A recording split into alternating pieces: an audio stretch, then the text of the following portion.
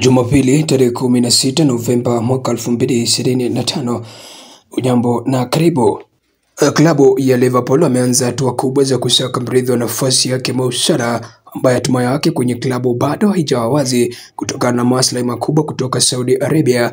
Kwa mujibu wa ripoti, the Reds wamemchukulia Michael Olise wa Bayern Munich kama chaguo lao kuu na wako tayari kutoa kitita kikubwa cha hela ili kuhakikisha amepata sajili yake mshambulizi huyo Ufaransa. Hata hivyo, Michael Olise sio mchezaji pekee kwenye orodha ya Liverpool. Vipaji vingine vikubwa ambavyo huenda vikachukua nafasi yake Mo Salah endapo hataipata nafasi yake kumsajili Michael Olise. The Reds wamemweka mchezaji Yankuba Minde kutokea Gambia anayehudumia klabu ya Brighton ya Uingereza, Antonio Semenyo mshambulizi wa Uingereza kutokea klabu ya Bournemouth, Anthony Gordon kutokea klabu ya Newcastle, na kukamilisha kinda Malik Fofana kutokea klabu ya Lyon Ufaransa.